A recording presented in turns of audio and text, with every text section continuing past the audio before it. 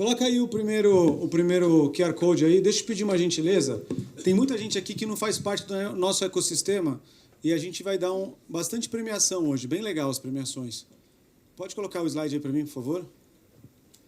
Aí, o que é isso? É um grupo de WhatsApp chamado Goshen Members, tá? Não é esse, Gessé. Quem não faz parte, clica aqui, por favor, Bruno. Vê se vocês fazem parte, vocês vão entrar no nosso grupo. Tem uns 470 empresários. Ali que a gente fala desses eventos. Ali que a gente fala, vai ter aqui, tem um evento por mês. Hoje é o cara que expandiu a Apple, mas semana que vem você pode estar aqui em São Paulo, mês que vem você pode estar aqui em São Paulo e vocês podem sempre participar. Mas para participar tem que participar do Goshen Members, que é esse grupo de WhatsApp. Não deixe de dar um clique, não deixe de... Não está rolando aí? Porque eu testei.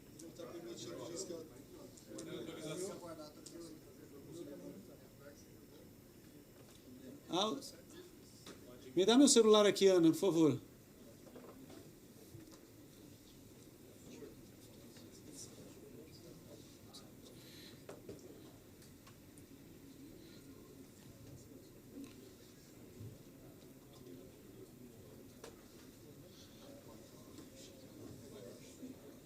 Ó, é só vocês pedirem autorização que a gente está aprovando todos aqui, ó. Pode colocar X em tudo aqui. É? Pede aí. Não consigo. Não libera. Fala que alguém me excluiu. Eita. Ixi, foi sem querer isso aí, então. Ó, eu já te coloco manualmente. Beleza, aprovou tudo aí? Posso passar de slide? Todo mundo já pegou? Beleza. O segundo...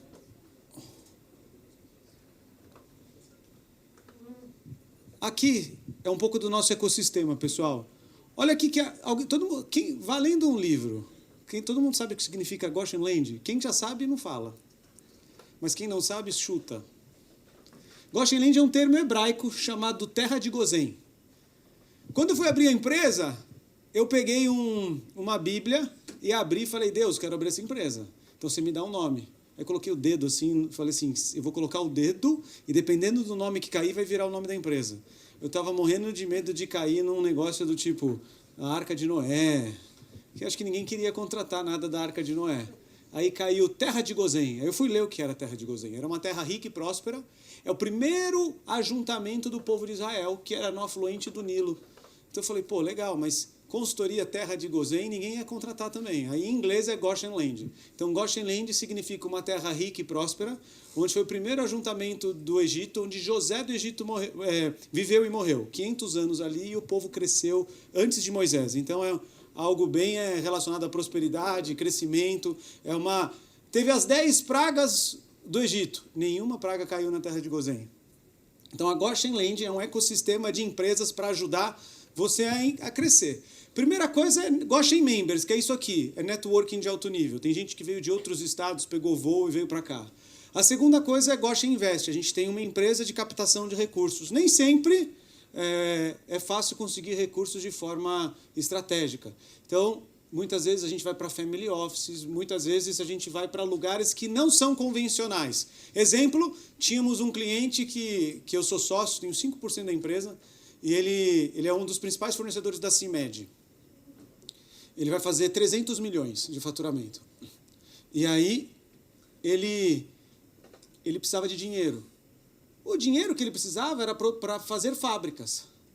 E aí tive que levar ele em outro local. Então tive que pegar o acesso que eu tive, levamos eles para o Rothschild, banco inglês. Então depende de cada empresa. Uma empresa pequenininha que precisa de algo, vai num banco tradicional. Muitas vezes o cara precisa de algum tipo de dinheiro, então nós, como consultoria, a gente analisa qual que é o melhor lugar para o cara buscar dinheiro. E nem sempre é não, cara, não tem. Não consigo, o valor é muito alto, não faz sentido. A terceira empresa é formação educacional. Então, nós temos uma imersão de 3 dias aqui, bem legal, sexta, sábado e domingo, onde eu ensino toda a metodologia das 7 inteligências. O que é 7 inteligências? Todos os negócios que eu fiz na Samsung tinha 7 inteligências. Todas as coisas que eu fiz na TIM tinha 7 inteligências. Todas as empresas que eu comprei e vendi, até a Goshen Land que vocês estão vendo, tem 7 inteligências. Eu vou mostrar o que são as 7 inteligências. Então, eu treino empresários. Então, tem gente aqui que já participou. Foi bom? Maravilhoso, não é? O Thales Gomes que se segure, não é?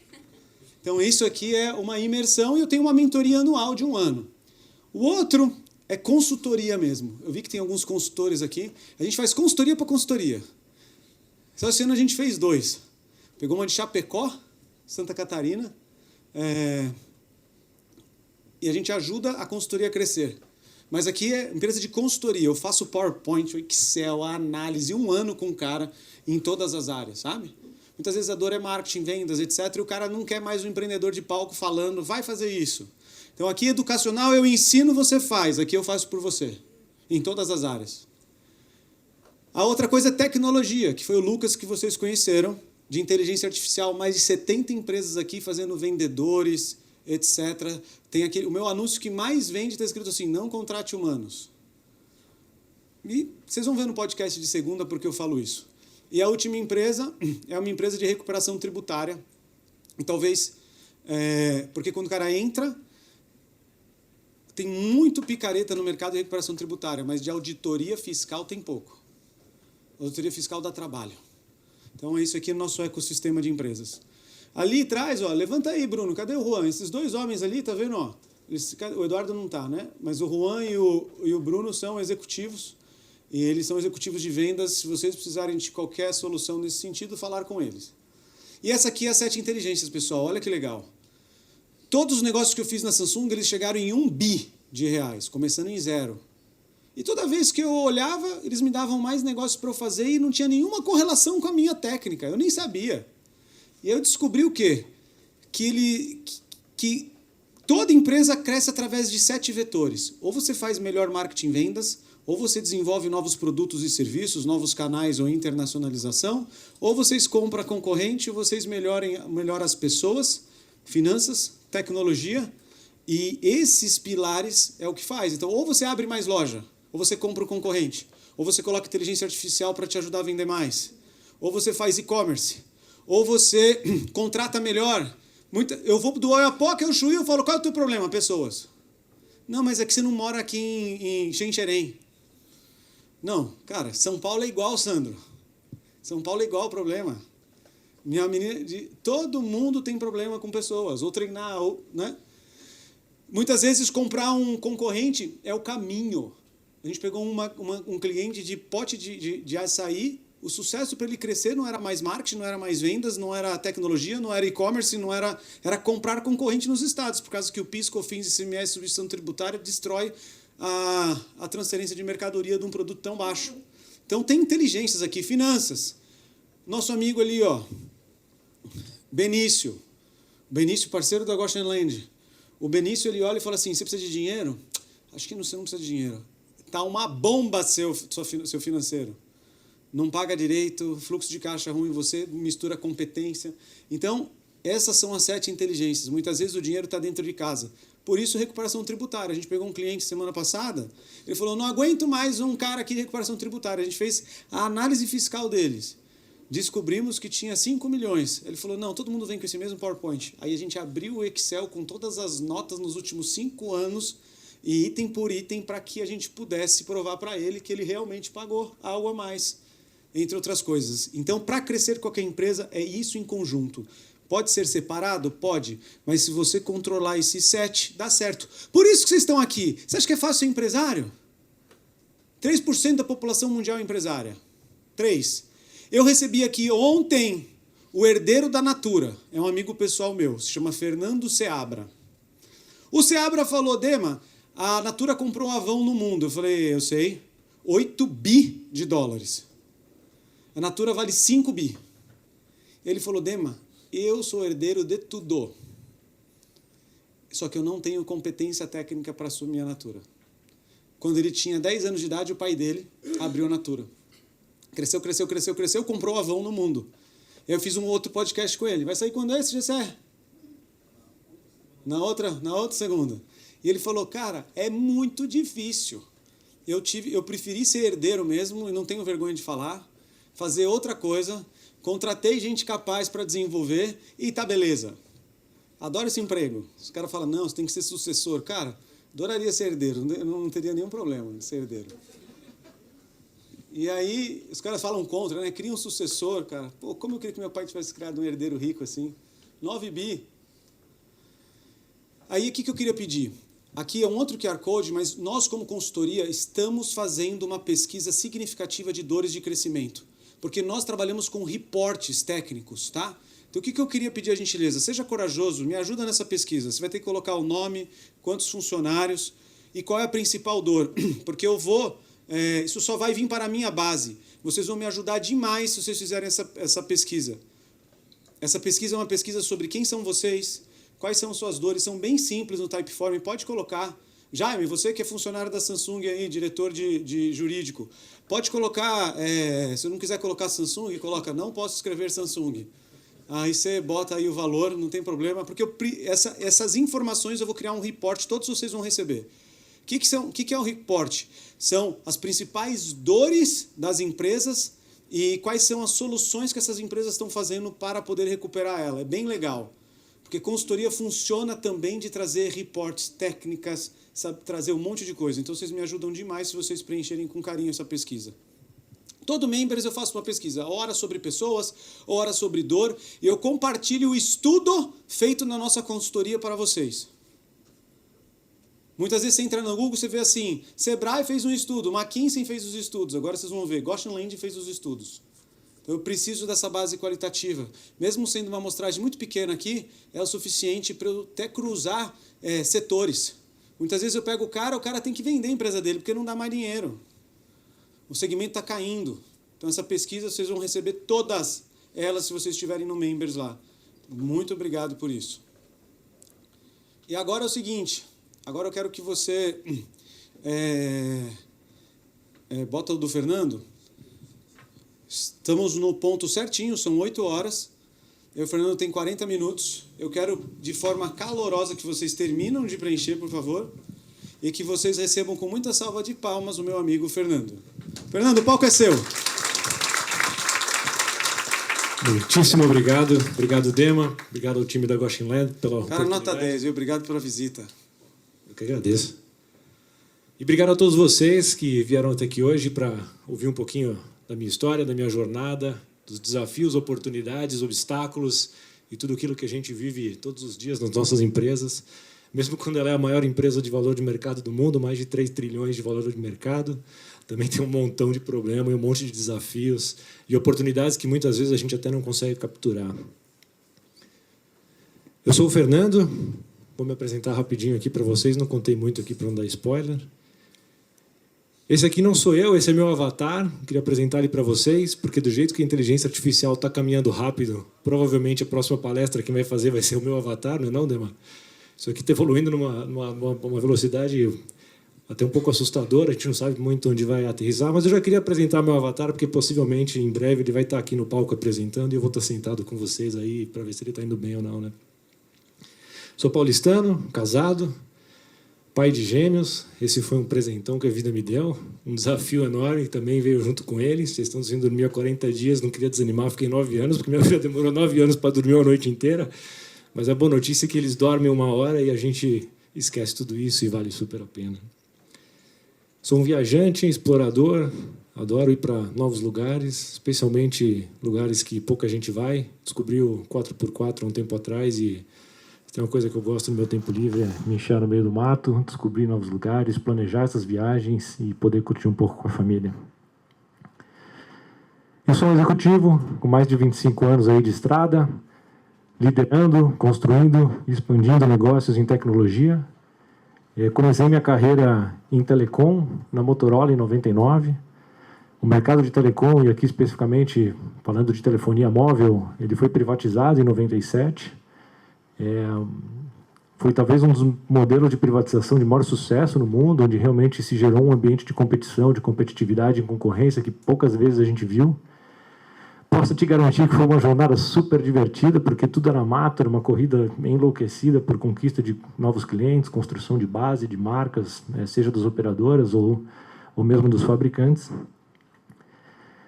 E a gente esquece um pouco as coisas, né? Hoje em dia está todo mundo aqui usando o seu celular como parte integrante da nossa vida, mas uma vez, talvez aqui alguns vão se lembrar, o telefone fixo já foi um bem que a gente declarava no imposto de renda, de tão caro que era ter um telefone fixo, e hoje realmente um modelo que se comprova ser de sucesso, dada o tamanho da democratização e do quanto isso aqui virou parte da nossa vida. A gente nem lembra mais dele, não vive mais sem, né? Então, realmente foi um desafio super interessante. Bom, fiquei em Telecom de 99 ao final de 2021. É uma jornada com muitos desafios. Mas tinha uma coisa que foi em comum durante toda essa jornada, que foi o desafio de expandir empresas, construir negócios e gerar relevância no mercado. Aumenta um pouco o som do microfone do Fernando, por favor. Pois é, eu não tenho uma voz tão bacana quanto o do nosso amigo ali. Mas estão me ouvindo bem aí? Então, Legal, vamos embora. E foi justamente essa experiência em construção de negócio que me levou até a Apple e que me trouxe aqui hoje para contar um pouco da história e das histórias da expansão da Apple no Brasil. essa loja linda, cara. Linda de morrer essa loja. Cara, essa loja é maravilhosa. Inclusive está do outro lado da rua aqui. A loja essa loja do Shopping Morumbi. É, exatamente. Eu vou dizer, ó. A Samsung é muito maior do que a Apple. Muito maior que a Apple. Não em valor de mercado. A Samsung vale 600 bi e a Apple 3 tri. Cara, esse Steve Jobs é tão louco, mas tão louco, que se vocês olharem essa mesa aqui, vocês estão vendo essa mesa aqui, ó? Aqui tem as lajotas. Lajota não, como que é o nome? Do chão, piso frio? Sim, sim. O porcelanato. Porcelanato. Cara, o porcelanato está perpendicular exatamente aonde é a mesa. Eu falei, não é possível. Então eu olhava lá, eu via assim, tipo, o porcelanato cortando, a mesa ficava rente exatamente ao porcelanato. Cara, quando eu abri as lojas Samsung, eu fui e bota o piso aí. Que tá rente a mesa o quê? Faz a mesa do jeito que cabe na loja. Cara, olha isso aí, ó. É outra coisa. São modelos de negócio diferentes, pessoal. A Samsung é um grande fabricante de produto, a maior indústria do mundo de eletrônicos. A Apple caiu para terceiro. A Apple está em terceiro. No Brasil é 60% Samsung e 20% Apple. Mudou alguma coisa, Jaime? Não, né? É isso aí. Mas a Apple é uma marca diferenciada. E aí ele sempre viu falando de Samsung, ele falou, cara, mas eu expandi a Apple. Eu falei, expandiu como a Apple, cara? A Apple é desse tamanho. Você não expandiu nada da Apple. Eu falei, então vem me provar. E agora eu estou assistindo com você. Beleza, deixa eu contar mais uma, então, um pouco das loucuras do Steve, já que a gente está nesse papo. Hoje mudou um pouco, mas quando eu entrei na Apple em 2011, todas as lojas Apple, as Apple Stores, elas tinham uma mesa de madeira muito parecida com essa. E o programa que a Apple tinha para o varejo, que se chamava de Apple Shops, que era um shopping shop dentro do varejo, também com umas mesas de madeira, a loucura era tão grande que um único fornecedor no mundo tinha autorização da Apple para fabricar essas mesas, que era um fabricante canadense, e ele estava autorizado a fazer o corte na madeira do maple que ele usava numa determinada época do ano, de forma que os veios da madeira fossem absolutamente horizontais e no mesmo padrão para todas as mesas da Apple do mundo. E daí tem muito mais histórias para a gente contar depois, acho que fica aí para o nosso networking, mas esse é o nível de exigência e de detalhe que a empresa olha, o tipo do veio da madeira que vai na loja, assim como o alinhamento com o piso. Bom, eu vim falar de expansão, mas não só de expansão, eu quero trazer também aqui um pouco algumas decisões, momentos de ruptura, e principalmente como foi preciso pensar diferente para fazer diferente. Inclusive, quando eu contei para meus amigos do mercado telecom que eu estava indo para a Apple, né, saindo, na época eu estava na LG e tal, todo mundo, pô, cansou de vender, vai tirar pedido, né? Pô, vida fácil, vai para a Apple. Poxa, se alguém soubesse o que foi essa jornada e os desafios que eu tive, realmente foi bem diferente disso, né? Mas para contar essa história, eu queria começar... Posso ir aqui na frente da caixa. Em 2010, quando tudo era oportunidade... E, de novo, né, para alguém que estava no mercado de telecom já há mais de 10 anos, que vinha acompanhando o crescimento enlouquecido no mercado, 2010 foi um ano em que, pela primeira vez, o número de celulares passou o número de habitantes no Brasil, mais de 200 milhões de celulares em apenas 10 anos, foi uma loucura. O consumo de dados estava ganhando a sua maturidade com o 3G lançado em 2007, 2008, então 2 anos de 3G, o parque de tecnologia dos smartphones começando a ser vendidos no Brasil, Samsung matando a LG, entrando com tudo nesse mercado. O mercado de devices, dos smartphones, pela primeira vez passou a barreira dos 50 milhões de telefones vendidos, foram 55 milhões vendidos esse ano. o mercado estava voando. E não necessariamente isso acontecia, né? Acho que os grandes players do mercado, Samsung, LG, Motorola, encontrando ali o seu nicho, e uma tal de Apple, que era muito pouco conhecida aqui ainda no Brasil. Então me chamou, me ligou. Aliás, foi uma história super curiosa, porque eu estava na academia um dia, no final do dia, treinando, correndo, e aí um número estranho me ligou. Eu falei, putz, mas quem que está atrapalhando meu treino agora, né? E era, então, diretora de vendas da Apple, que eu não tenho a menor ideia como conseguir meu telefone, me ligando para a gente conversar, e aí, enfim, as coisas caminharam para que eu entrasse na empresa. Quando eu fui para a Apple, eu tinha um objetivo, um North Star. Principalmente vindo de um mercado de tamanha competição, crescimento acelerado, exponencial, o meu objetivo era fazer um pouco do que eu tinha feito nas outras empresas, que era tornar a Apple um business super relevante no Brasil. E certamente o final dessa história foi super positivo. É uma empresa que no Brasil hoje estaria facilmente entre as 80 maiores empresas do país. Bom, mas quando eu cheguei na Apple com toda aquela motivação, com toda aquela expectativa, porque era a Apple, né, afinal de contas, era uma empresa que já, naquela época, faturava 90 bi, eu comecei a entender algumas coisas. E eu cheguei na Apple com toda aquela expectativa de quem vendia milhões e milhões de telefones celulares. E a primeira coisa que eu descobri foi o produto mais vendido da Apple em 2010. Alguém tem uma ideia de qual era o produto mais vendido da Apple no Brasil? Rapaz, a galera tá boa de memória, hein? Esse cara aqui, não era qualquer iPod, era o iPod Shuffle. A Apple, o produto mais vendido no Brasil, era um produto de R$129. R$129. Ticket super baixo, mas que realmente estava conquistando aí o coração de todo mundo. A gente tinha Mac, tinha iPhone no Brasil, alguma coisa. Mas não foi só isso que eu descobri. Eu descobri que também existia um outro desafio. A Apple não tinha capilaridade, não tinha distribuição no varejo brasileiro, apenas alguma coisa em torno de 100 pontos de venda, além de algumas lojas da operadora. Outra coisa que eu encontrei, o iPhone era exclusivo das operadoras. Não era permitido vender o iPhone no varejo, aliás, não existia iPhone desbloqueado naquela época. E isso aconteceu muito em função de quando o Steve Jobs ele idealizou o iPhone e lançou o iPhone, ele sabia que o iPhone só seria o que ele é se duas coisas acontecessem. Primeiro, que existisse uma loja de aplicativos que, né, dentro de um ecossistema de serviços e produtos que as pessoas pudessem usar. E segundo, que obrigatoriamente o cliente de iPhone precisaria ter um plano de dados para ele poder usufruir desses aplicativos e de toda a experiência que o iPhone traz. Por isso que quando ele desenvolveu o produto, lançou o produto, ele era exclusivo das operadoras, para ter 100% de certeza que a pessoa que comprasse teria um plano de dados adequado para ter a experiência do iPhone. O que mais quando eu cheguei lá? Então você vê, né? Cheguei naquela empolgação toda, comecei a ver que a coisa não era bem assim, né? Aquela coisa de você só vai tirar pedido, talvez não fosse ser tão simples. E, obviamente, o Brasil era um país que não era foco, não tinha investimentos da Apple, não tinha loja da Apple, não tinha site da Apple. Essa loja bonita foi aberta em 2015. Não tinha iTunes no Brasil, não tinha nada. Então foi aí que eu realmente percebi que seria preciso, para tornar a Apple uma empresa relevante no Brasil, seria preciso efetivamente desenhar as iniciativas estratégicas que construiriam as avenidas de crescimento da Apple aqui no país. Bom, começamos do básico. Então, quando eu cheguei, já tinha uma discussão se haveria fábrica ou não no Brasil. Isso foi aprovado em 2011. A fábrica da Apple em Jundiaí, com sua parceira Foxconn. Essa fábrica foi trazida para o Brasil para a produção do iPad. E o iPad 2, lançado em 2011, foi a primeira linha de produção da Apple. E pela primeira vez, a Apple, então, teve um produto que não custava R$129, que tinha um valor agregado super interessante no momento de demanda de mercado, e que a gente começou a ter uma conversa com o varejo e começou a poder pensar em algum tipo de expansão do negócio aqui no Brasil.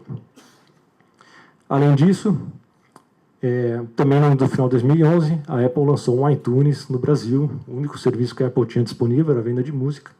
Nesse momento ainda era em dólar, então era preciso ter um cartão internacional para conseguir comprar, mas pelo menos já era um primeiro movimento que a Apple estava chegando aqui. Mas faltava uma coisa para que a gente pudesse efetivamente começar a pensar nas iniciativas e crescer a Apple e gerar relevância da empresa no país, que era o iPhone desbloqueado no varejo. Então, daqueles 50 milhões de telefones que estavam sendo vendidos todos os anos, quase 80% já era vendido no canal varejo. E a Apple não estava surfando essa onda, ela não estava presente no varejo. E esse foi um business case, a propósito, né, para ver como é que as coisas são um pouco complexas. Demoramos 2 anos para conseguir explicar para a empresa e convencer a empresa de que era preciso ter um iPhone desbloqueado e que isso seria o primeiro grande passo para que a gente pudesse construir a Apple no Brasil. Foi o início de uma grande virada e a gente conseguiu, depois de 2 anos, aprovar. E nesse momento foi que eu me lembrei da célebre frase do nosso querido Homem-Aranha: com grandes responsabilidades, com grandes poderes, vem grandes responsabilidades. Tudo aquilo que a gente queria, que a gente pedia, a gente conseguiu. E a partir daqui, amigo, a empresa olhou para a gente e falou: agora, por favor, vocês têm que entregar. Então, eu separei aqui 4 momentos para contar para vocês, durante essa jornada, de como foram, inclusive, 4 projetos que eu liderei.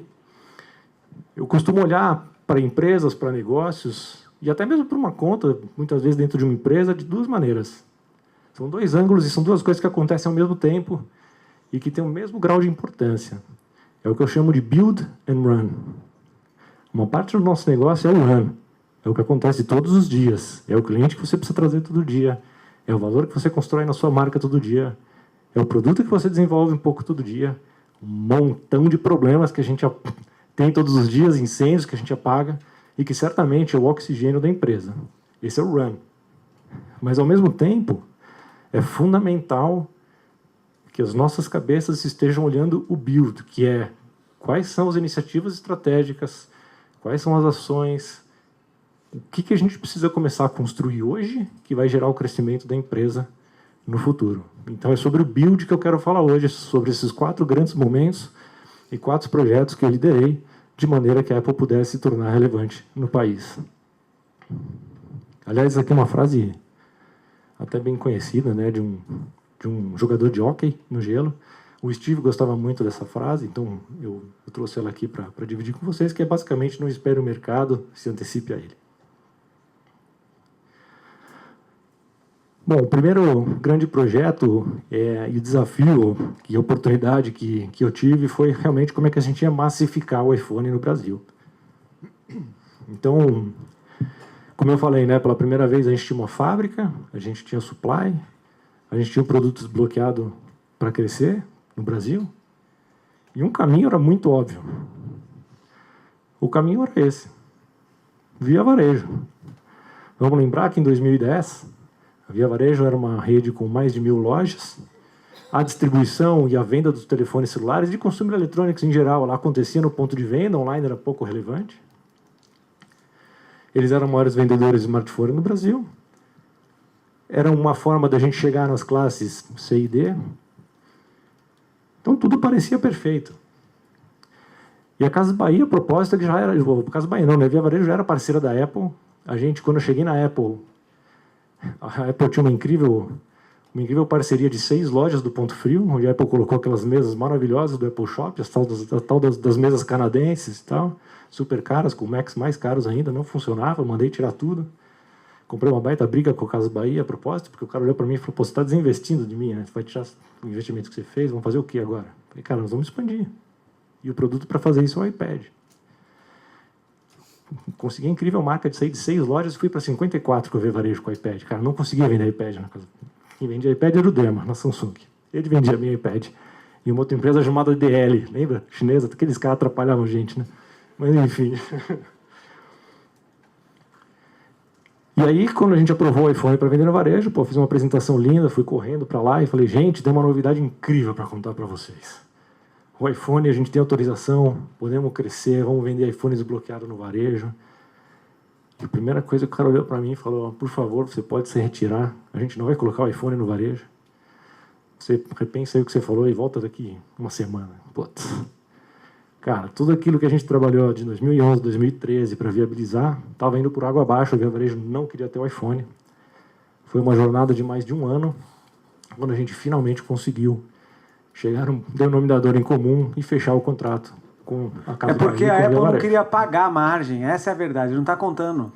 A gente ia lá tentando vender para Casas Bahia, e aí a Samsung dava tanto de margem. Aí ele falou assim: Apple, você quer vender para mim? Eu até vendo esse iPhone, mas eu quero a mesma margem da Samsung. E o Steve Jobs, mão de vaca, não queria dar nada. Falou assim, você tem que ter o prazer de vender meu celular. E a gente lá na Samsung dava risada, falava assim, esse Fernando nunca vai conseguir vender um iPhone em nenhum lugar. Porque vem a Apple lá dizendo, eu sou a Apple, você quer vender Apple? A margem é 20%, sei lá, 10%. Samsung, sei lá, dava X a mais.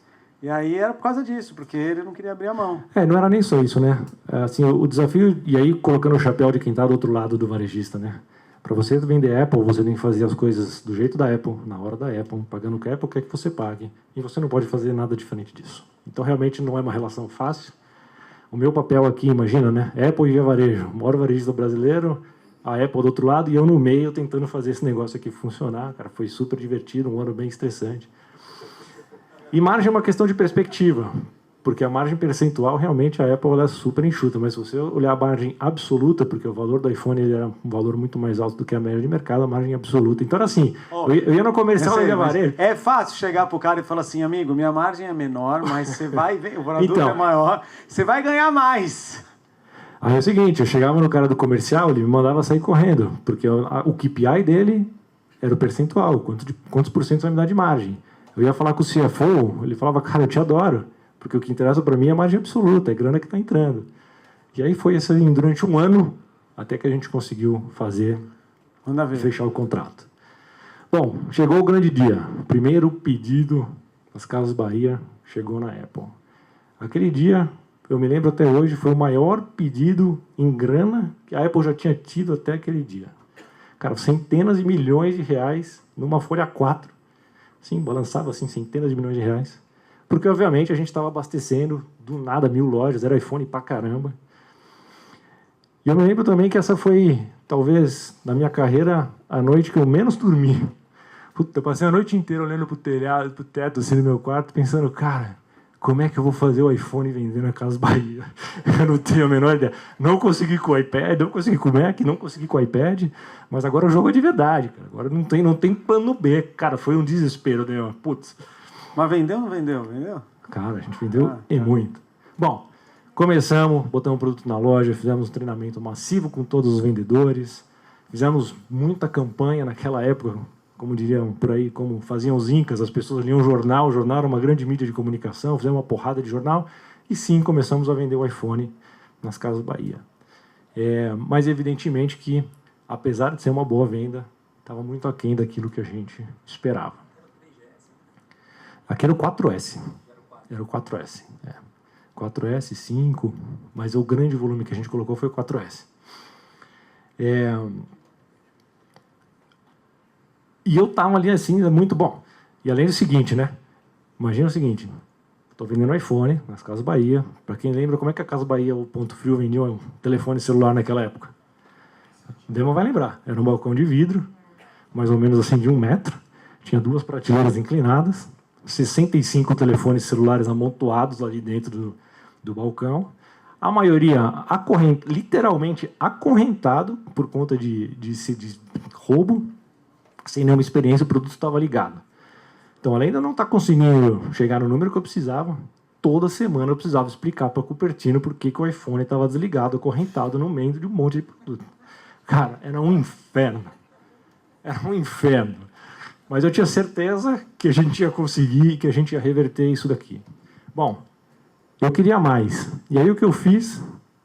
Fui para o ponto de venda, passei muito tempo encostado no balcão, ouvindo o consumidor, ouvindo o vendedor, entendendo, buscando algum insight do que fazer para Via Varejo vender mais e para a gente conseguir expandir o negócio da Apple no Brasil.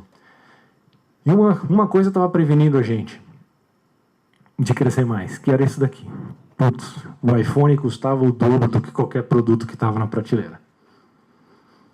Cara, e agora? É uma dificuldade, né? Então o vendedor já não estava acostumado, o vendedor sabia vender preço e spec, não vendia valor, não vendia experiência. E o meu produto custava o dobro. Além dele estar desligado, acorrentado, mas isso era um outro problema que eu ia resolver depois.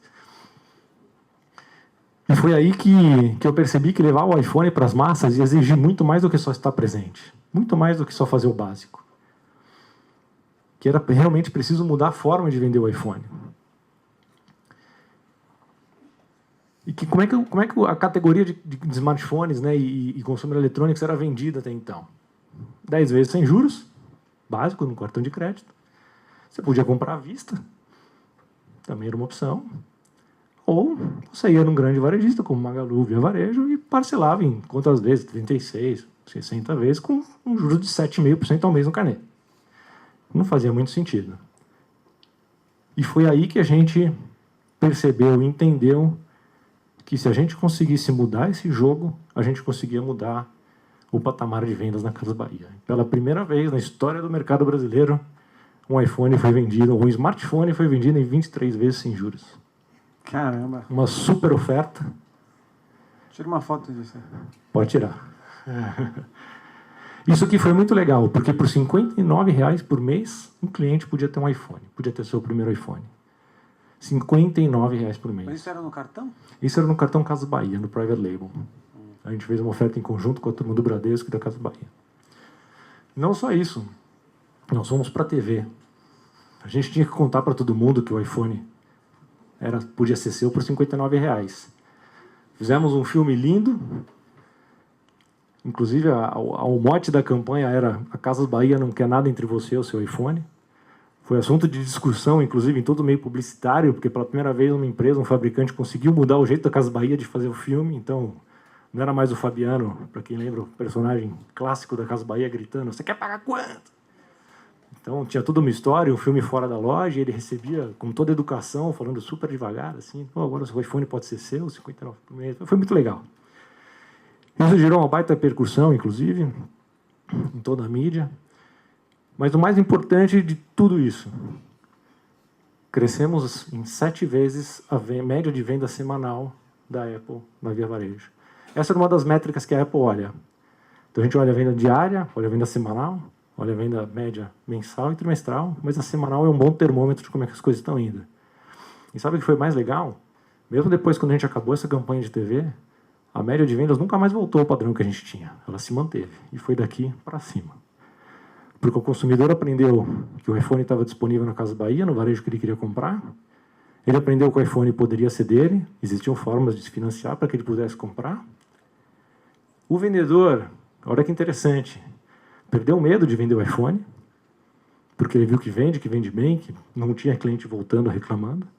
Ele entendeu que para o bolso dele era muito melhor vender um iPhone. Afinal de contas, a comissão dele, em valor absoluto, era super interessante.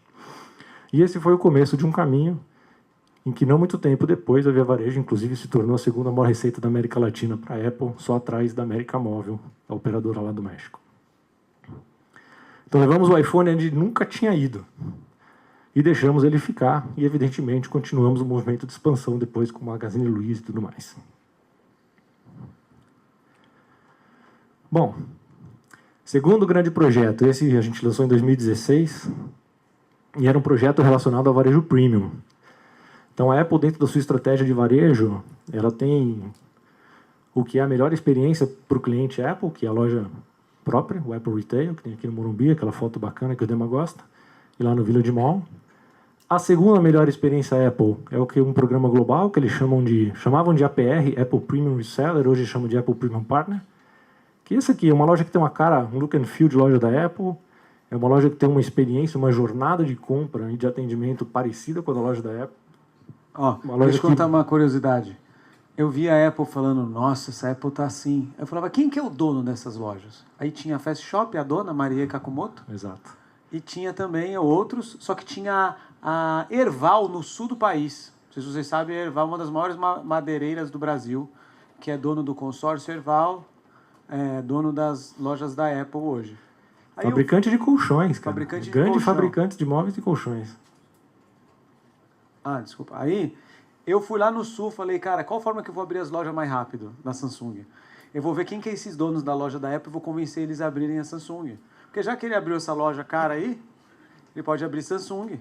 E aí o cara diversifica o investimento. Pensa bem, o cara já tem uma loja da Apple, por que não da Samsung? Aí fui lá no sul, peguei o voo, fui bem recebido pelos caras. Cara, gaúcho chato pra caraca. Cheguei lá, o cara me recebeu tipo assim, ó: senta aí! Com aquele jeito dele lá. Falei: caramba, sentei. Aí eu via as pessoas assim: tem um menino da Samsung lá aguardando. Eu falei, como tem um menino da Samsung aguardando? Aí eu falei, cara, só que era tudo técnica do gaúcho, cara. Os caras do Sul vai dominar o Brasil, escuta o que eu tô te falando. Os caras, era tudo técnica. Eu sentei lá na recepção e o cara me respondeu, ele falou assim, ó, conta rápido que você tem meia hora aqui. Eu falei, caramba, eu vim convencer o cara de abrir umas lojas Samsung. Ele já tinha umas 30 lojas Apple, essa aí, ó. Aí eu falei, aí eu fui paciente, cara, Deus me deu sabedoria ali. Aí fui paciente, abri PowerPoint, abri Excel. Eu falei, e eu sabia todos os podres dele. Eu falei, cara, a margem é baixa, a Apple não entrega, Casas Bahia vai vender mais que você. Comecei a falar um monte de coisa, até o que eu não achava que era podre eu falava. Eu falava, olha isso aqui, olha isso aqui, olha isso aqui. O que você acha de abrir loja Samsung e diversificar o investimento? Eu deixo você abrir no Morumbi, no Center Norte, no Batel, em Curitiba, deixa você abrir em Goiânia, deixa eu abrir nos principais locais. Você tem dinheiro de sobra? Não deixa, uma hora esse americano vai olhar para você e vai falar tchau, já era. Aí entrei aonde ele queria, cara. Entrei no coração dele assim, ó, pum! Cara, na hora ele assinou um papel de pano, assim, ó, tá aqui, ó, tipo isso. Aí o que aconteceu? Fomos para São Paulo e ele comprou 2 lojas. Ele pegou um novo CNPJ, fez outra sociedade e contratou o CNPJ. Aí o CNPJ que ele trouxe era um CNPJ separado, para não dar pau com a Apple, né? Cara, aí vendi Center Norte e vendi Ibirapuera para esse cara. A Apple nem sabia, cara, que o cara que eu estava abordando eu ia roubar o cara deles. Eu falei, golaço.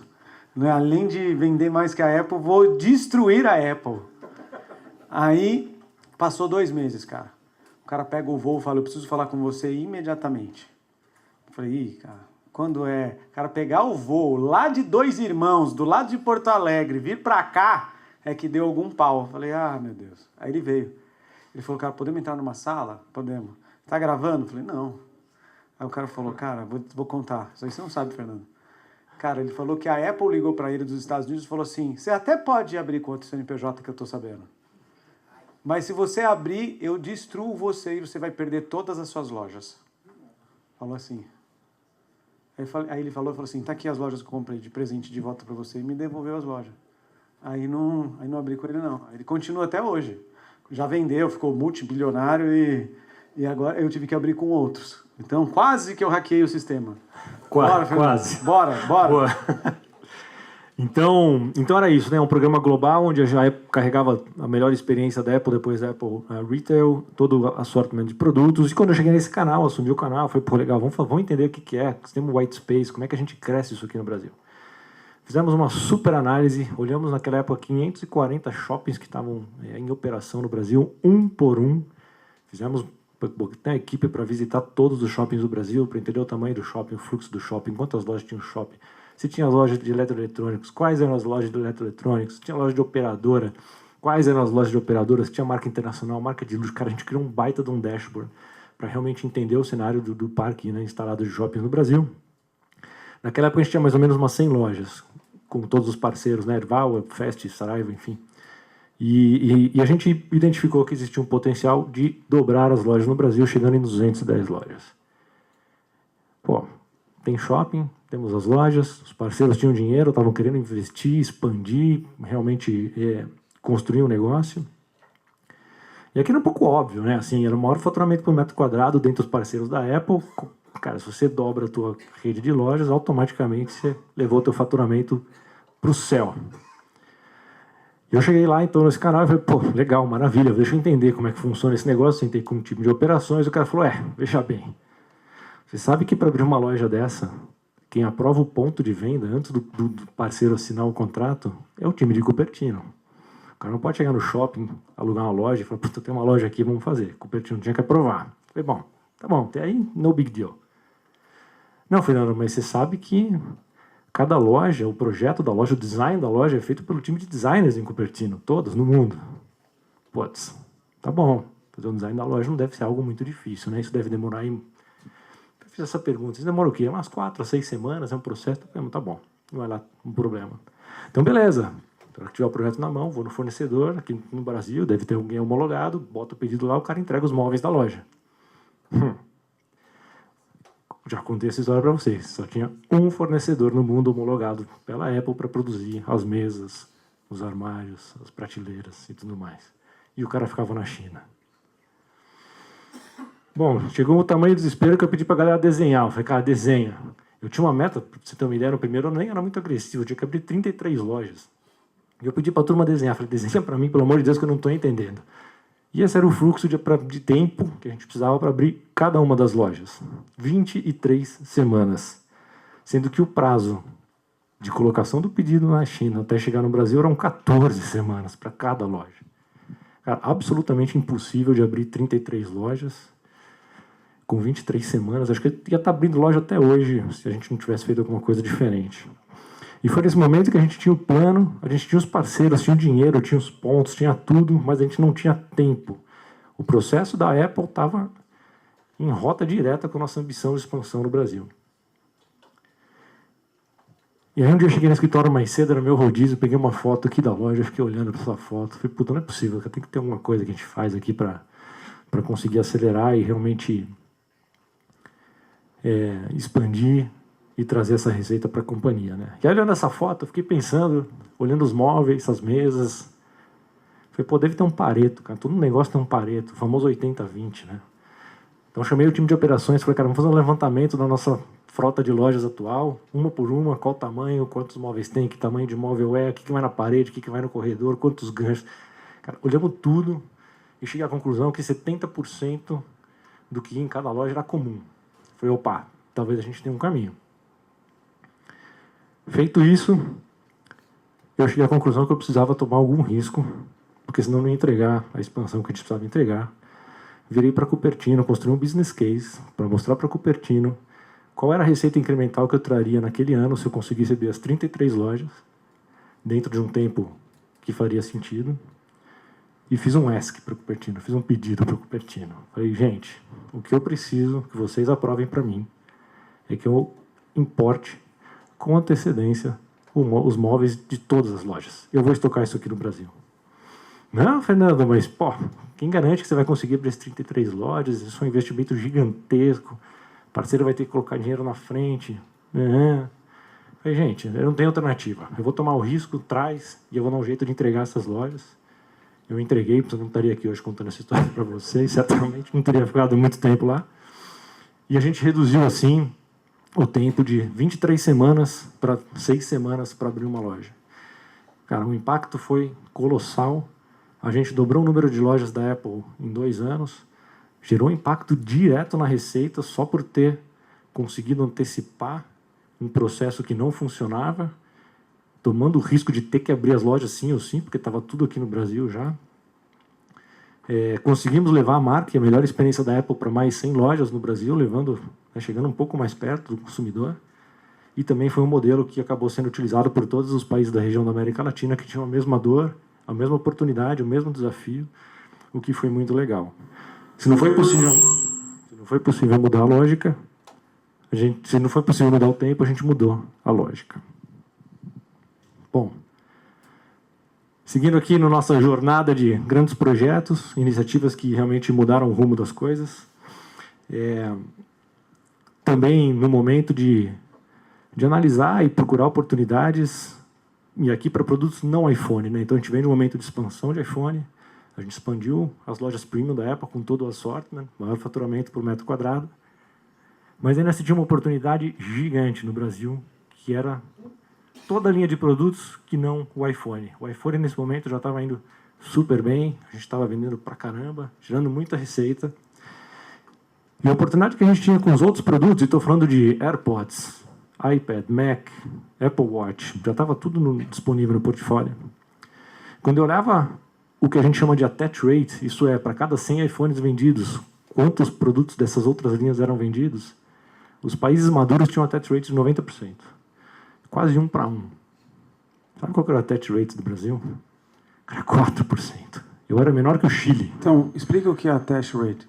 Attach rate é uma métrica que a gente usa e que para cada 100 iPhones vendidos, a gente olhava quantos produtos dessas outras linhas eram vendidos. Então, no caso de um país maduro, para cada 100 iPhones vendidos, eram vendidos 90 unidades como referência dos outros produtos. Então, no Brasil, para cada 100 iPhones vendidos, a gente vendia 4 dos outros produtos. Ó, 2 conceitos que ele falou que é muito legal de expansão de negócios. O primeiro, muitas vezes eu chego num cliente e falo assim, cara, para de aumentar a meta de vendas, aumenta a meta de abrir novos canais. Então você vai pagar o vendedor por abertura de novo canal. Você fala, você tá louco? Não. Mercado tradicional abre canal, enfia, depois você faz a meta. Tem gente que fica lá, não, eu mal consigo vender isso. Cara, a visão tá diferente.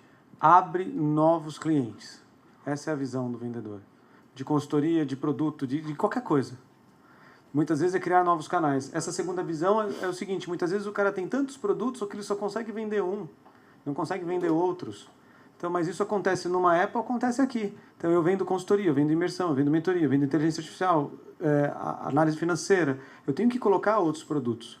O ideal seria que para cada cliente você conseguisse vender 100% de outro produto. Muitas vezes você tem que reavaliar sua esteira de produtos e serviços. Porque você só tem uma coisa para vender. Tem que vender 2. Tem que vender pedaços de outras. Tem que abrir a carteira do cara, entre outras coisas. Bora, Fernandão. Exatamente. Então aqui o Brasil era menor que Chile. Eu era quase do tamanho aqui de um Peru. Perdia para o México, que era o que deixava a gente muito bravo. E o que puxava a gente para baixo era efetivamente um canal chamado Canal Varejo. A gente estava presente praticamente somente no canal Premium. Esses 3 caras aqui, os 3 maiores varejistas online naquela época, exatamente isso, Dema. Eles só queriam trabalhar com um produto, um único foco, o iPhone, porque estava indo bem, porque gerava receita, porque não dava muito trabalho, o cara já tinha aprendido a fazer isso, e eles não queriam... até tentaram, e a gente colocou um pouco de Apple Watch aqui, iPad ali, mas, cara, não tinha foco.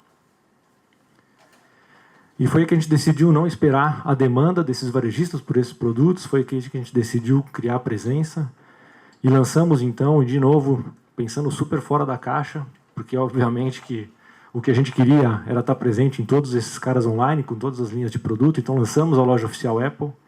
E aqui só uma curiosidade, você está na Apple, você tem uma oportunidade, o online brasileiro aqui já era um baita canal de vendas. Qual foi a primeira ideia que a gente teve? Vamos falar com o time de apple.com.br e falar, galera, vamos plugar o site da Apple como seller nos marketplaces e está feito. A resposta foi, não, muito obrigado, temos outras prioridades, se vira aí.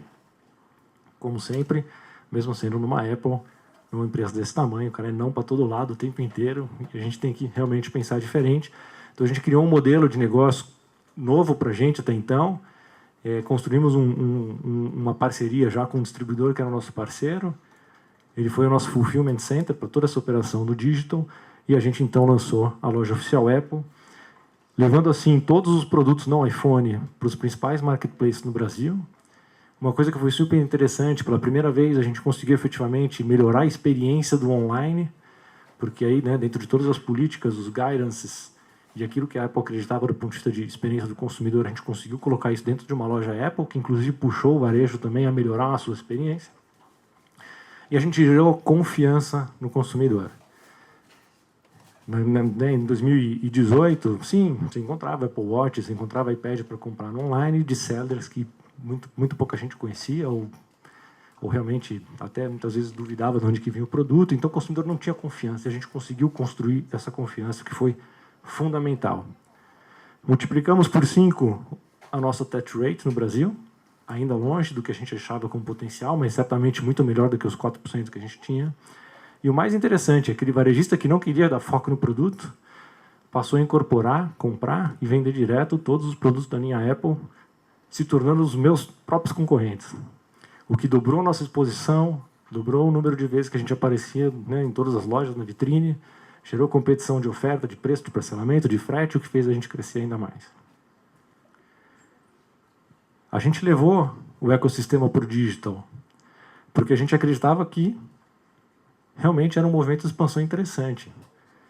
E meio que sem querer, acabou sendo fundamental para o que viria depois, que foi o Covid, quando todo o varejo fechou, o varejo físico deixou de existir, mas a gente estava com todas as avenidas, a infraestrutura, rodando, pronta para conseguir capturar toda a demanda. Em 2020 e 2021, inclusive, foram anos recorde de venda.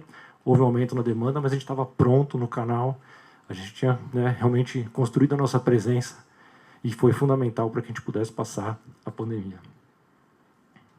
Bom, aí para a gente terminar aqui, o último grande projeto, esse foi lançado em 2020. A gente veio daquele momento, né? Entrei na Apple, todo felizão. Putz, expandimos o iPhone para via varejo, para as massas, estava voando. Depois a gente expandiu o canal Premium, levamos a marca para perto dos consumidores, a melhor experiência. Ufa! Todos os produtos Apple agora com attach rates melhores, estávamos com uma baita receita. Aquela hora que você fala assim, puxa, está tudo dando certo.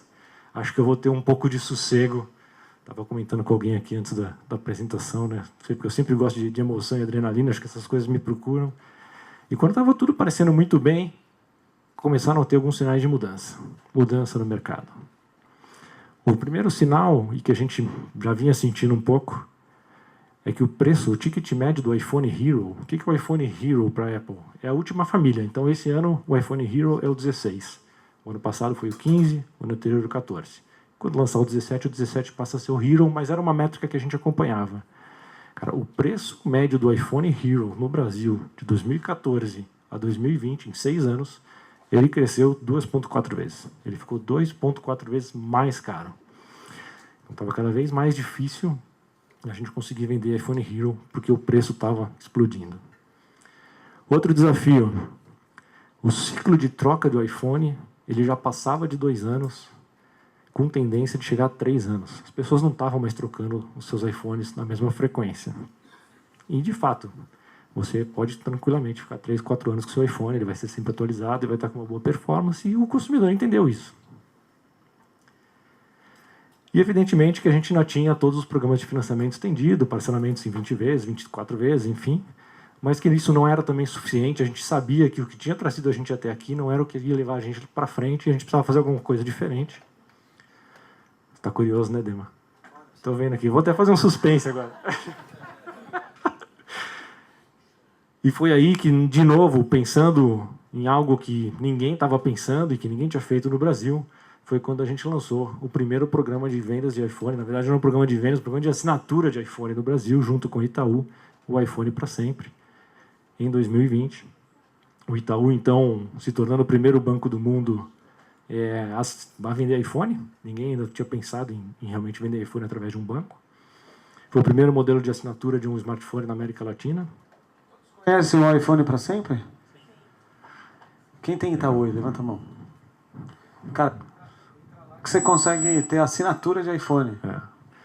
Isso é muito legal. Então, basicamente, é um financiamento em 21 vezes e você tem um residual depois na 22ª vez que você pode quitar, devolvendo o seu iPhone antigo, pegando o novo, renovando o seu contrato, e assim a cada 21 meses você tinha o seu iPhone novo. Então, olha que interessante, o ciclo de venda do iPhone, de upgrade, estava passando de 2 anos, e com esse programa a gente conseguia encurtar para 21 meses, garantindo que o cliente estivesse sempre trocando de iPhone a cada 21 meses. Para o Itaú, foi um movimento de expansão super interessante também, porque o banco estava buscando formas de melhorar o relacionamento e engajamento com seus clientes, gerar valor na sua proposta enquanto banco. E o iPhone para sempre foi o pontapé inicial e o primeiro produto do que veio a ser o Itaú Shop. E hoje se tornou uma grande plataforma de vendas de produtos que não financeiros do Itaú e que se expandiu para todos os bancos. Hoje praticamente todos os bancos, aí, com medo dos bancos digitais, têm investido muito nesse ecossistema de produtos. Foi realmente super interessante e se tornou a maior plataforma da Apple de vendas de iPhone Hero no Brasil, nesse modelo de assinatura. Foi um momento que a gente desafiou o que já estava funcionando e fez alguma coisa ainda melhor. Estou acabando, né, mano? Então, só para a gente fechar, deixar algumas mensagens, eu acho que alguns aprendizados, né? Acho que o Dema acabou de falar parece que a gente combinou, né, Dema? Desafie o canal, expanda o canal. Se seu canal funciona, desafie ele a fazer ainda melhor. E mais do que isso, né? Repense, redesenhe o acesso. Será que o canal que você tem hoje ele está efetivamente dando acesso ao seu cliente para o seu produto na maneira que ele deveria dar? Essa é uma pergunta fundamental de se fazer. Cara, enfrente o processo. Os processos existem, eles precisam existir, eles vão estar cada vez melhores em função da tecnologia que está chegando, mas é fundamental desafiar o status quo, impor velocidade, sempre respeitando o processo, mas quebrando algumas regras, hackeando algum sistema para realmente conseguir entregar a expansão, a receita e o crescimento que a gente precisa. Antecipe o consumidor sempre, Crie presença antes da demanda, esteja onde ele ainda vai estar, fundamentalmente, para se crescer qualquer tipo de negócio. E, obviamente, rompa com conforto. Caso está tudo parecendo bem no seu negócio, se preocupe, porque tem alguma coisa que você não está enxergando e que vai te impactar. Então, fundamentalmente, conforto. Tira a algo foto que desse slide aí, não pessoal. pode existir. Ó, manda bala aí, galera. E junto com isso, inove no visível.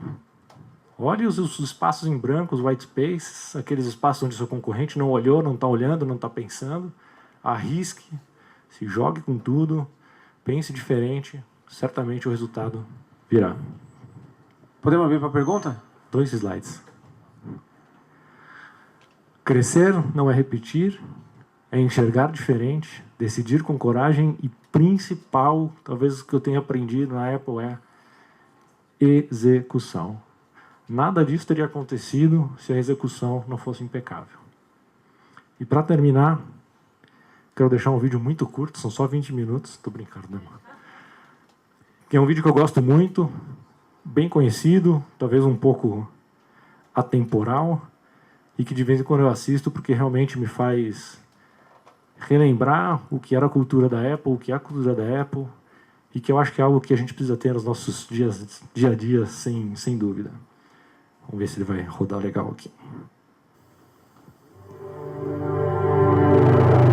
Here's to the crazy ones, the misfits, the rebels, the troublemakers, the round pegs in the square holes, the ones who see things differently. They're not fond of rules, and they have no respect for the status quo. You can quote them, disagree with them, glorify or vilify them. About the only thing you can't do is ignore them, because they change things. They push the human race forward. While some may see them as the crazy ones, we see genius. Because the people who are crazy enough to think they can change the world are the ones who do. Muito legal, hein? Gente, Salva de palmas. muitíssimo obrigado. Ó, seguinte, lindo esse negócio da Apple, né? Agora deixa eu... Fica aí, Fernando, a gente já vai responder a pergunta. Bora. Deixa eu botar a inauguração da loja da Samsung também, posso? Bota aí, Gessé. Os caras verem o que é premium, o que é loja de sucesso. Ó, aqui é o seguinte, aperta a pausa aí, aperta a pausa. Aqui sou eu, uns 14 anos atrás, cabelo branco, cabelo preto. Esse aqui era o presidente da Samsung, esse aqui, todos os coreanos ali, ó, Jaime, você vai lembrar disso aí. Então, eu não tinha o Steve Jobs, né? O Steve Jobs é apaixonante, uma marca linda, maravilhosa, é amável a Apple. E a Samsung é um grande fabricante de produto, que também é linda e poderosa. Então, eu tinha que usar outras ferramentas para poder atacar. Apple. Mas não foi por causa que... Excelente pergunta, obrigado. Foi por causa que quando eu saí da Samsung, eu perguntei pro presidente, posso ficar com o celular? Ele falou, cara, tá cheio de aplicativo aí, fotos, tem que devolver. Aí eu fui na Vivo, tinha bônus. Aí eu peguei o celular que tinha bônus. Eu falei, manda esse aí então. Mas aí, ó, não comprei de novo. Faz 3 anos que eu saí, tô lá com o mesmo e tá funcionando, não, nem vou comprar. Vou te indicar o iPhone para sempre, cara. Você troca a cada 21 meses. Aí, ó que legal, isso aí é uma Mas só uma inauguração. outra pergunta, Dema. Qual computador que você usa? MacBook. Obrigado. Tinha bônus esse na Vivo? Mas qual a TV que você tem, ar-condicionado, máquina de lavar, o Cara, ultrassom que a tua esposa olhou no hospital? Pode ser o monitor do computador? Pode Tem ser. Samsung lá também. Muito bom. Isso aqui foi uma inauguração no Shopping Dom Pedro, em Campinas. A gente tinha que vender muito. Eu vendia num dia, tipo, 500 mil reais, 600 mil reais, em poucas horas. Isso era 8 horas da noite. Olha que legal essa inauguração. Aumente o som aí. Alguns já viram. Caras lotado para ver uma inauguração de loja. Ó.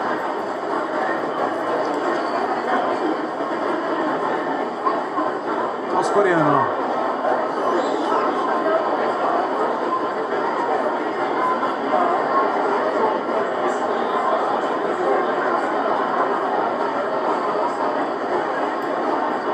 E essa época era em 2012, eu acho, 2013. Tinha uma música que era famosa coreana. Aí levantava a porta, né?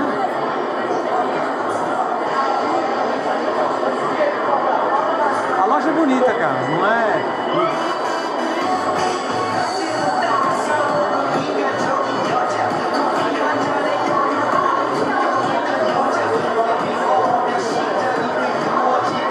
Fica vendo.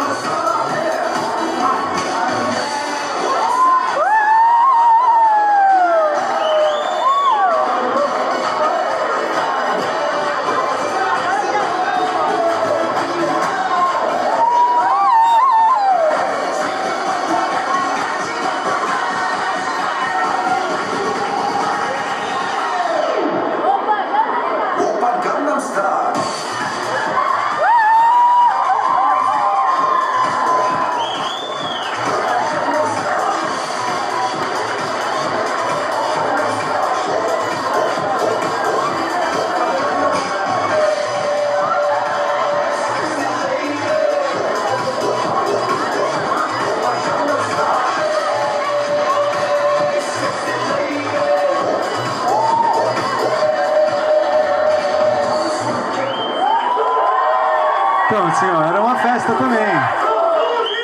Vou parar. Era uma festa também, mas era diferente. E assim, aí o pessoal de jurídico, eu não posso falar muito do jurídico da Samsung, mas aí o pessoal do jurídico da Samsung falava assim, Dema, você não pode fazer isso, os caras não podem dançar. Cara, quando eu tirei a música em eu recebi 50 e-mails assim, eu estava esperando a dancinha, vocês não vêm treinar a dancinha? Então os caras gostavam dessa dancinha, entre outras coisas, mas foi muito legal. Deixa eu abrir perguntas para o Fernando aqui. Não é sempre quando o ex-executivo da Apple, country manager da Deezer, vem aqui num lugar desse. Ele é um cara que fala do que ele fez. Alguém tem uma pergunta para ele? Manda. Seu nome e qual pergunta? Meu nome é Vinícius e eu tenho duas perguntas, na verdade, se você permitir. Claro.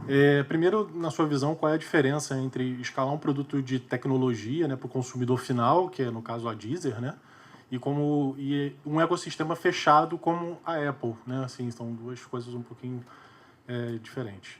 E se você tem alguma filosofia pessoal para tomar decisões difíceis em momentos de pressão. Acho que todo mundo aqui é empreendedor, vive pressão, e se você tem alguma filosofia que você pode compartilhar com a gente. Obrigado.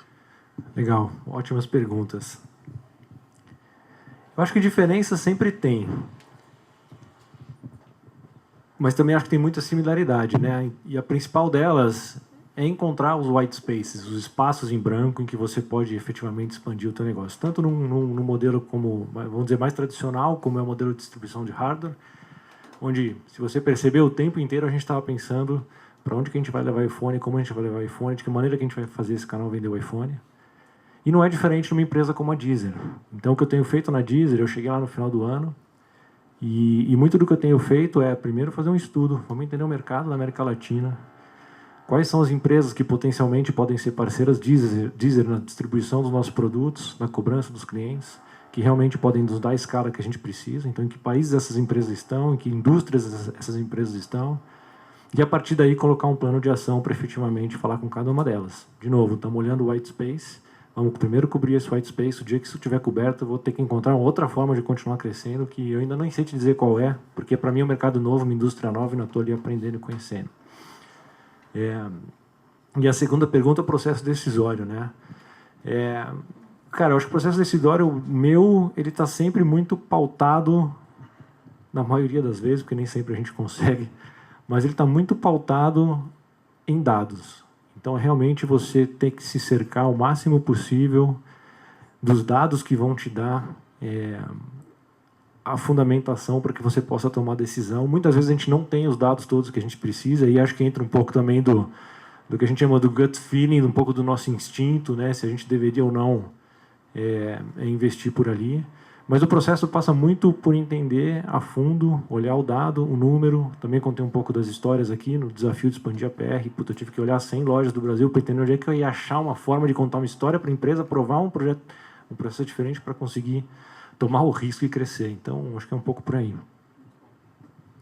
Fernando, achei muito fantástica a sua história aí com relação à época que você fez aqui no Brasil, principalmente, né, expandindo ela da forma que expandiu. Aí você pega um novo desafio, que é a Deezer, né? Eu vou falar mais da Deezer agora. A pergunta é, a Deezer hoje a gente sabe que é um streaming de música, né? O desafio é muito grande, porque hoje o maior concorrente da Deezer, acredito que seja o Spotify, né? Dentro do seu campo de visão, hoje você consegue enxergar que é capaz também de fazer tudo o que você fez ali dentro da Apple, fazer a Apple se transformar no tamanho que ela se transformou dentro da Deezer, passando o Spotify no consumo no Brasil? Essa é uma excelente pergunta.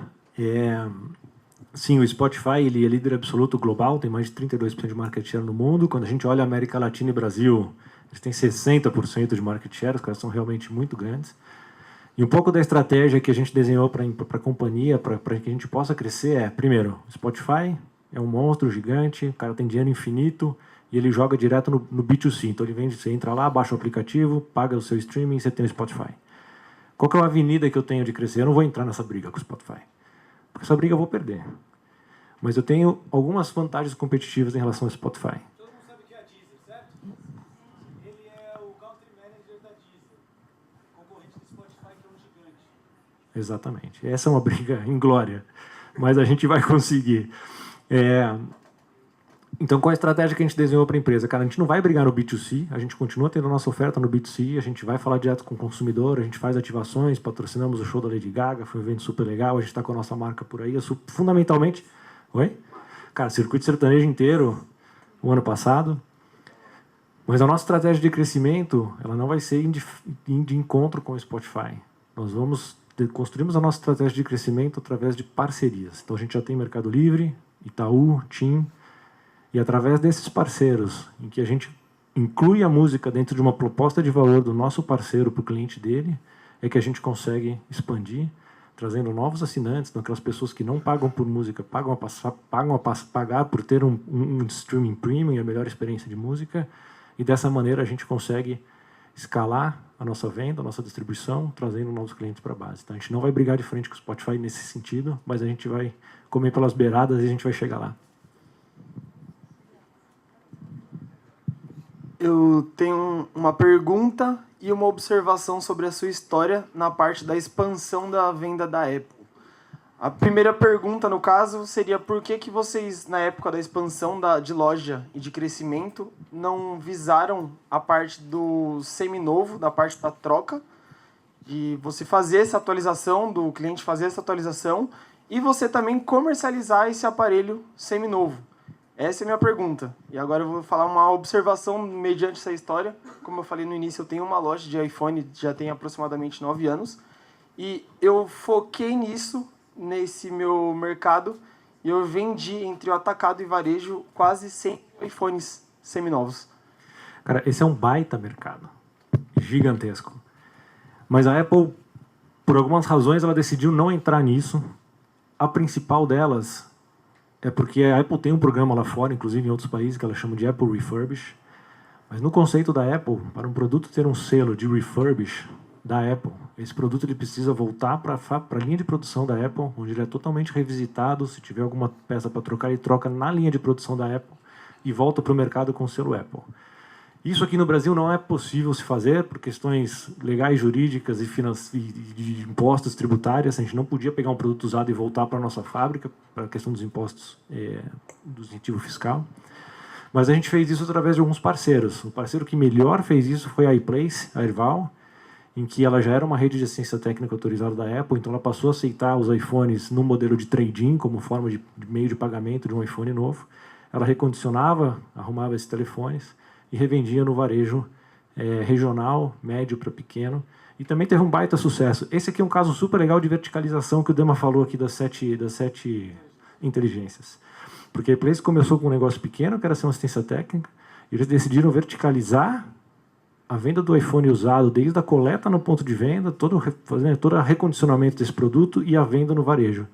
Eles, inclusive, faziam um trabalho muito interessante de balanço de demanda e oferta para conseguir manter sempre um preço super coerente naquilo que eles precisavam.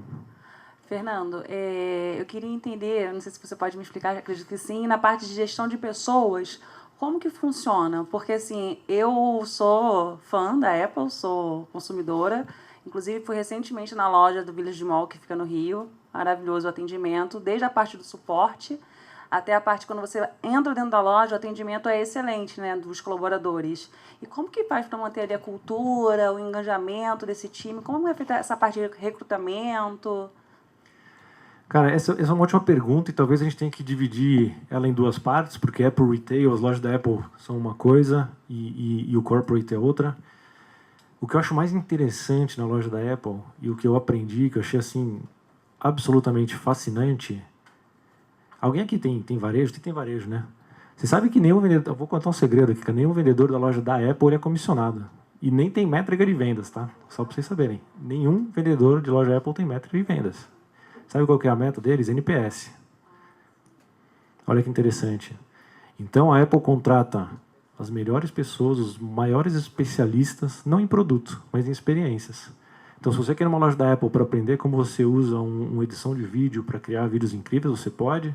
Se você quer aprender uma experiência de inteligência artificial do Apple Intelligence, certamente já tem um especialista lá para te contar.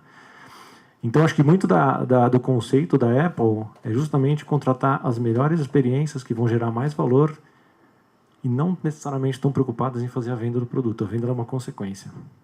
Muito bom.